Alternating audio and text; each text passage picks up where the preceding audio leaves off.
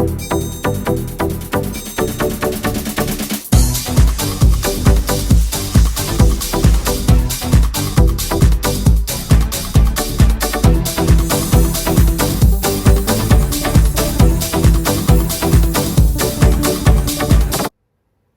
guys, so before this video starts, I would just like to explain the chessboard notations. So these notations are basically used to actually signify the square in which the piece has moved. So in previous class we had learned about the pawns, so I'll just start off with pawns. So now I'm playing my pawn to this square, this particular square. So, as we can see, the chessboard consists of columns and rows. So, now, as you can see on this board, you can see certain numbers and letters. What is this, you may ask? So, basically, this E that you can see right here. So, what column is this pawn lying in?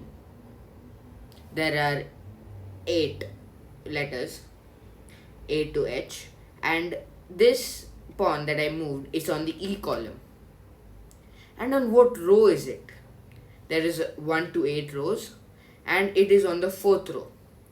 So you can conclude that this pawn has moved to the E4 square. This will make it a lot more easier for you to understand the video about the knight. Hello guys, so today we are going to be doing another video, basics on chess pieces, and today we are going to be discussing about the knight. The knight's a horse, and what do you think about a horse? It can jump and it can run really fast. Basically the same thing happens here. The knight can basically jump over other pieces. Wow, the knight just moved ahead of 2 pawns. How is that possible? And why did it go in an L direction? That's exactly what we're going to be talking about here. Basically, the knight moves in an L pattern and can jump over other pieces. So it has no blocks. There are no blocks in its way. Alright. So now, we need to get a bit of information on how the knight works. How does it capture? How does it defend? We're going to be seeing that right now. Okay, so first of all, let's learn what the target site means. A target site means the place where a particular piece wants to go. So if now let me just play. Okay, yeah, now here, as I explained, the knight moves in an L shape. So what are its current possible target sites? Any idea? Exactly. So it's F3 and H3. Alright. So now, let me just move this pawn. I had explained the pawn in a previous video. Please go check that out. So now, this pawn I'm just gonna move. Just to show you guys something. Okay, and I'm just gonna move this pawn also. Now, what do you think the possible target sites might be?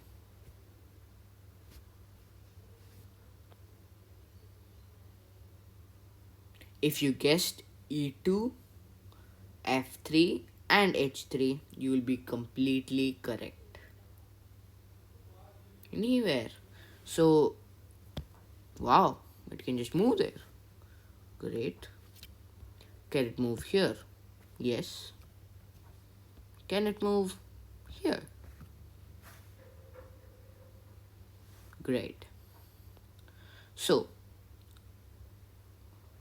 what do you think the good move should be, or the recommended move?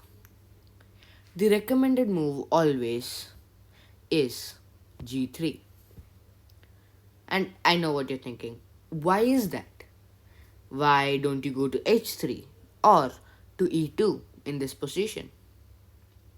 Basically, it's because when the knight is placed at f3, the target sides are much more. It is giving support to other pieces around the board. It is helping, defending, attacking other pieces on this board. So now let's just compare. So now, as you can see, how many target sites do you have? 1, 2, 3, 4. 4 target sites if I have placed the knight at f3. Okay. So what about h3? Why not h3?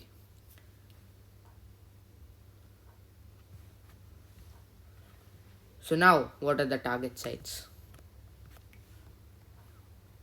Only 2 target sites. Going back is worthless. Only 2 more target sites for the knight. Wow, absolutely useless. Why would you do that? Lame. Exactly. So, always remember to play your piece at f3, your knight at f3. Now, professional players will sometimes play h3 when they want to, but not necessarily, not always. They will always go with f3 in an opening. Okay, so now let's talk about capturing, the most interesting part. So now, for example, the black knight moved to f6. Just an example. So now what do you think? So what are the target sites here for the knight? d4, e5. But there's a scrawny little pawn on e5. Do we like it? No, we don't like any pieces of the opposite color. Therefore, if the other piece is not defended, then we always should capture.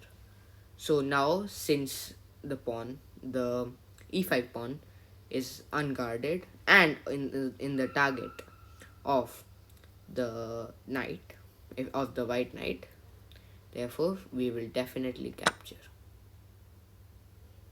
Now, can black also capture? Yes. The e4 pawn is also on its target side. So sure enough, black can also capture. Alright. Now, let's talk about defense. Defense is one of the basic priorities of this game. And we're gonna learn about that. Okay, so the knight has been played to f6. And now it has direct eye on the e4 pawn. We don't like that. Now, if we don't want to capture the pawn, then what can we do? We need to save our e4 pawn, obviously. Now, we don't want to trade, so what will we do? We need to defend by playing knight to c3. Now, you can also play the pawn to d3, but don't do that. You can play knight to c3. The knight is helping in the center and is also giving defense to the pawn. Now, if the knight captures this pawn, then our knight can capture his knight. How crazy is that? Okay, great. Alright. So now, I just wanted to explain you about the points that are assigned to each piece in this game. So in chess, not all pieces are valued the same. Some pieces are less valued than others. The pawn, being the least valued, has only 1 point. The rook has 5 points. Knight and bishop only have 3 points each. And the queen has 9 points and is the highest among everyone. Wow. So I think it's pretty self explanatory that V means that the queen, the rook are better pieces or more valued in the game of chess than a knight, bishop, or a rook. So I need you to remember this. Always be willing to sacrifice these pieces for the other pieces you have, the other bigger pieces you have, basically the queen and the rook.